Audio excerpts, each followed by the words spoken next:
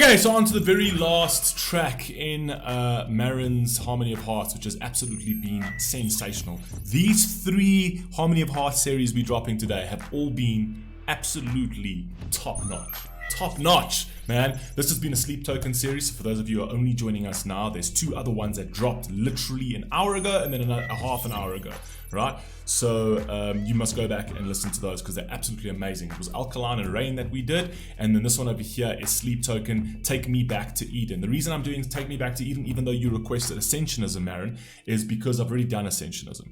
So you can go and take a look at that. Just type in the Fable Sphere, Sleep Token, Ascensionism, you'll find the reaction. But I haven't done Take Me Back to Eden. A lot of people have requested this particular song. Seems like quite a long one. It's 8 minutes and 20 seconds, but we're here for it. I kind of feel like we kind of did this at random, and I think kind of Sleep Token kind of has like a story that needs to go in a particular order in order for you to sort of connect everything, because I do feel like some of the songs connect to others, and I'm not entirely sure if we're doing it in the right order. I think we're doing them at random, and the actual connection's getting lost somewhat, but well, I'm not sure. But anyway, let's just go straight into it. For those of you who haven't heard me say this already, Harmony of Hearts series will be wrapped up by Friday. We're almost done. Thank goodness. So that's going to be super awesome. Let's rock and roll. Sleep Token, Take Me Back to Eden. Let's see what these geniuses have got, man. These last 2 songs are crazy. Let's go. This is quite a long one. Try not to pause it. I'll obviously only pause if I have something that I feel I need to say.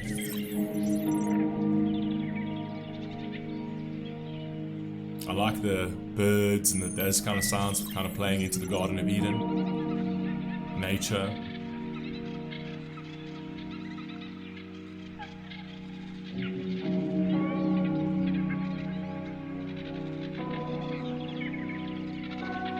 I dream in phosphorescence, bleed through spaces, see you drifting past the fall, but no one told you where to go.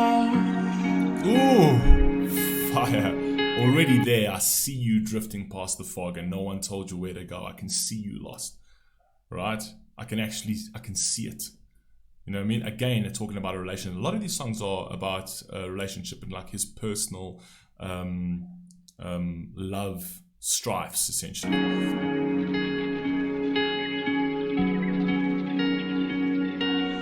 We dive through crystal waters, perfect oceans, but no one told me not to breathe. Ooh.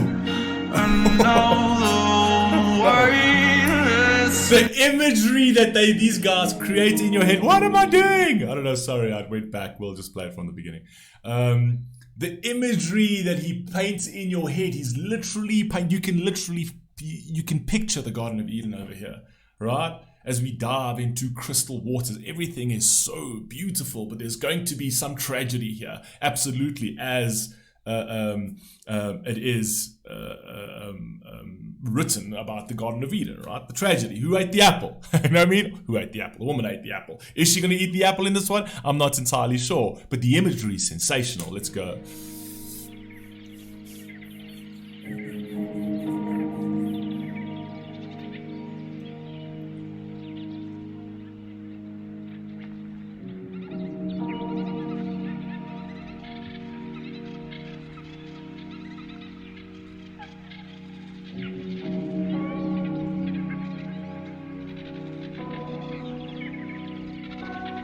I dream in phosphorescence, bleed through spaces, see you drifting past the fall, but no one told you where to go.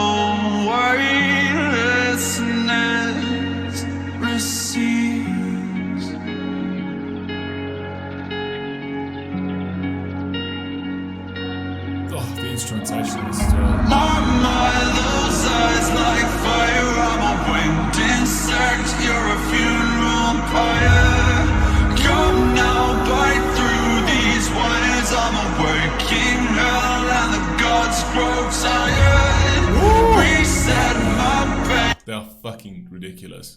They are just poetry, man. Their pen game is just absolutely ridiculous. I've got to take it back because I need to listen to what he said there.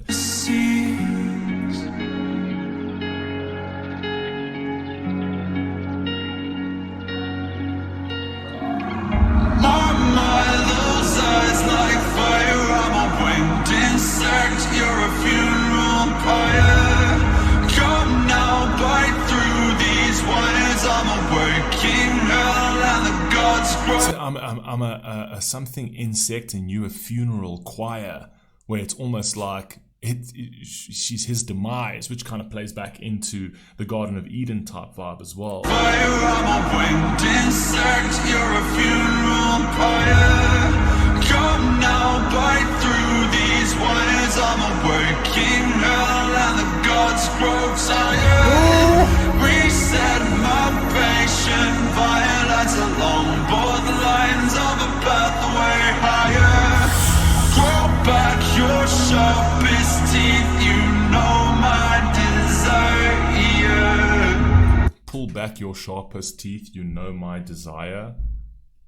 That is just wow. Wow. Grow back your sharpest teeth, you know my desire. I will travel far beyond the path of freezing. Take me back to Eden. Take me back to Eden.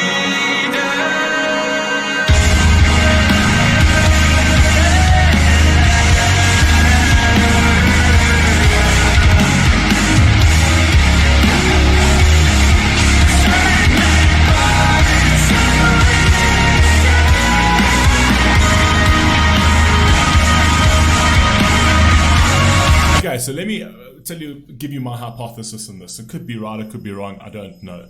But I actually think, obviously, he's talking about this relationship. It was obviously beautiful. He started off where he's painting the picture in terms of how beautiful it is. It was the perfect world. You're in the Garden of Eden with the woman you love, right? Your direct counterpart, which plays back into the alkaline, which is kind of like, they designed, again, this plays into the Garden of Eden thing. They were designed for each other. They are the same design, right? So he speaks of that and how beautiful that is. But then also she became his demise. She's the one who ate the apple and got them cast out of the Garden of Eden. And that's where the turmoil began. The turmoil began between him and her, between man and woman, right? After that. Right? It became all deceptive and things like that. And now he's yearning to go back to Eden. He's yearning to go back to the Garden of Eden to relive and re-experience that, the purity of love, the purity of that design that connected them. Does that make any sense? I don't know. That's at least how I feel about it. You guys can tell me down in the comment section. Let's go.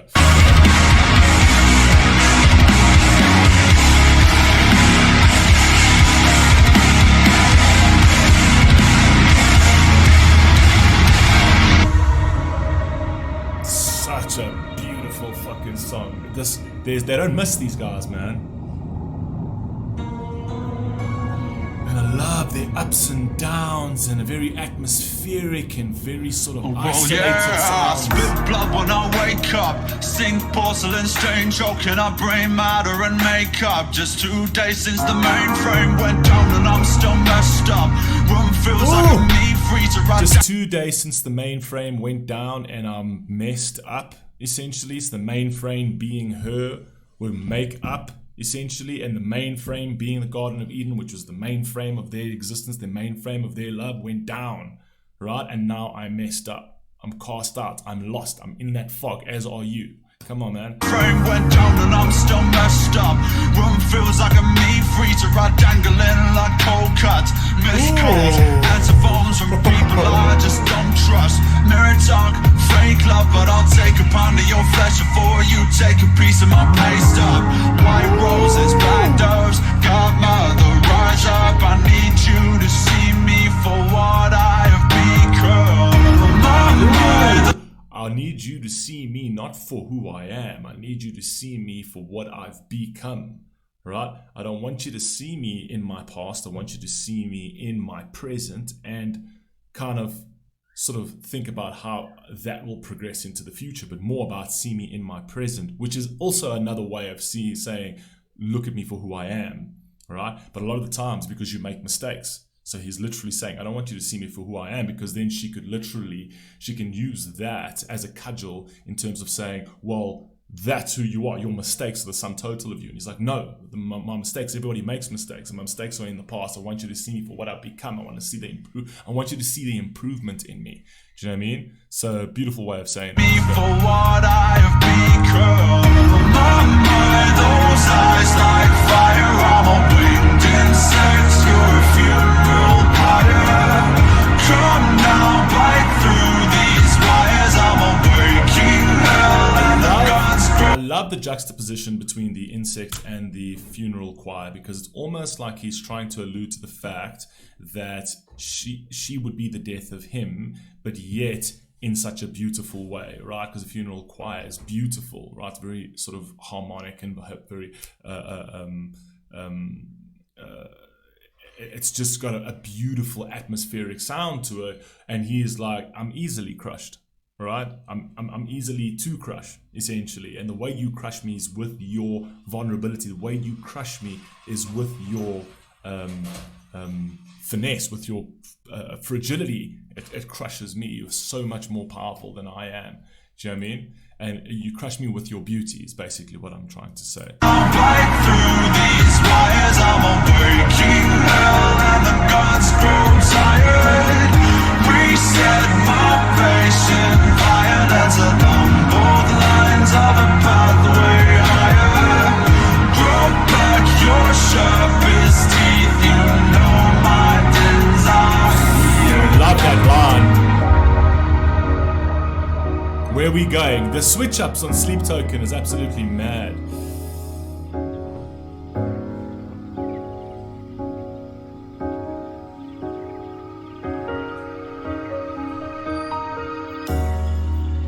And the instrumentation's beautiful. The whole construction of every one of their pieces are incredible.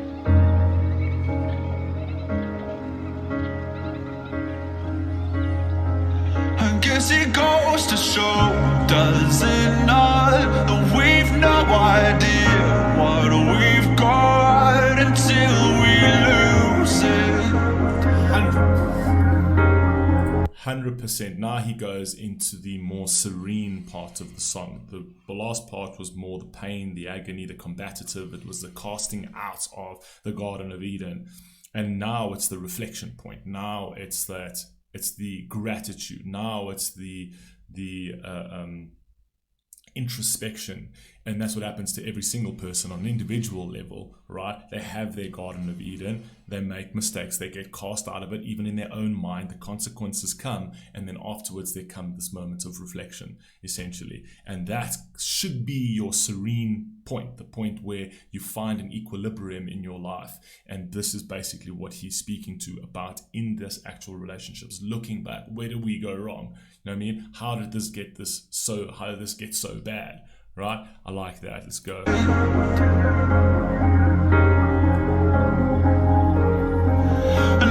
amount of love will keep it around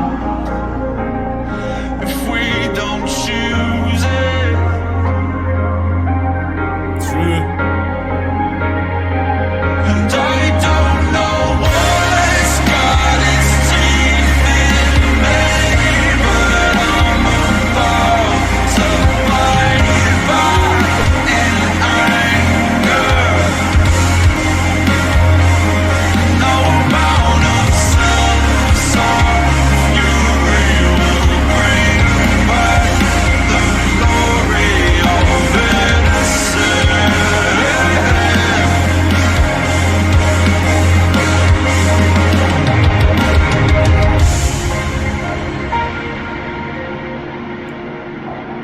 That piano as well. Those eyes like fire. I'm a winged insect. You're a funeral pyre. Come now, fight through these wires. I'm a waking hell and the gods grow tired. Their switch ups, the way they switch up their songs is just absolutely staggeringly brilliant, right? It's literally they're painting you a story and they're literally extrapolating it over instrumentation and lyrics. It's just, wow. It's like they want you to fill in the gaps. They want you to paint the picture. They're giving you a blank canvas, right? And then their song is the tool for you to paint the picture, right? Whether you get it right or you get it wrong, that doesn't actually matter. It's how you interpret it. For me, my mind runs, so I might not have interpreted it perfectly, right? And specifically on a cursory viewing, in terms of cursory listening, we're reacting to it for the first time. So we're trying to piece it together. It's not something that you can actually just write down your thoughts and make it more sort of concise and coherent. It's difficult to do that. So it's literally as you hear, things pop into your brain. So it's not exactly very concise, but it is what it is. Do you know what I mean? You try on the reaction game. Hopefully you get some part of my meaning over here.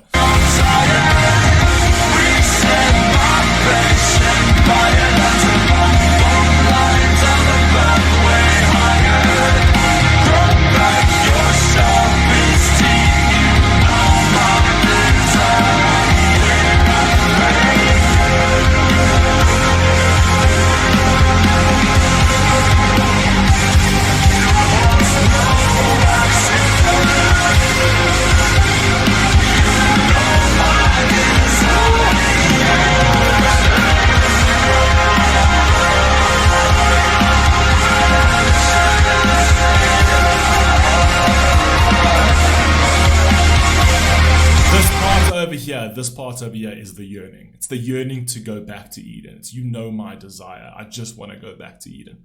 Do you know what I mean? And this is the yearning. It speaks straight through the instrumentation, the way you can just feel the agony in it. It's just like he wants to go back to that serenity. Come on, man.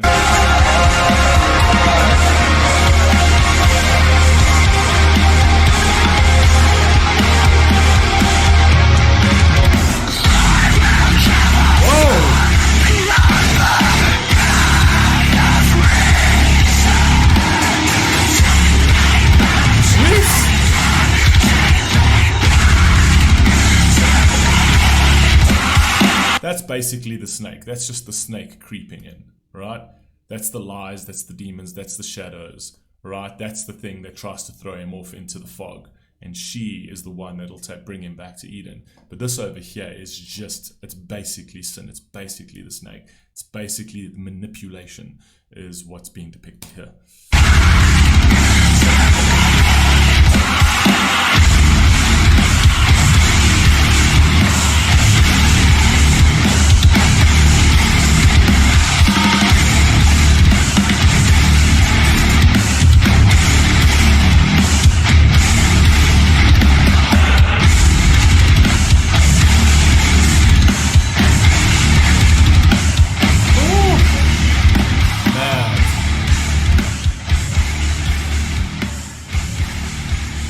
Lots of layers to this song. At least it's ending off on the heavy over there because I kind of feel he's trying. I think it's ending off heavy over there because he's trying to represent what his life feels like after being cast out of the Garden of Eden. It was so serene, so beautiful the way it started. It went through the motions and whatever else, and it ended off very hectically. It ended off very demonically, very dark. And I think he's trying to sort of end that by saying, we've been cast out and we're now yearning to go back to Eden. I don't know how to get back into Eden, right? And the only way I can get back into Eden is through you. You are literally my pathway back into Eden, right? But there's lots of mistakes have been done. Too many sins have been done, right? I just want you to see me for who I've become, not for what I was, essentially. So it's almost like they're both to blame, and now they're just cast into this darkness and they're lost in the fog. That's at least my interpretation. You guys let me know what you think down below. They are absolutely awesome. Loved it. I'll catch you on the next one. I'll catch you tomorrow. This will be the end of it. Peace.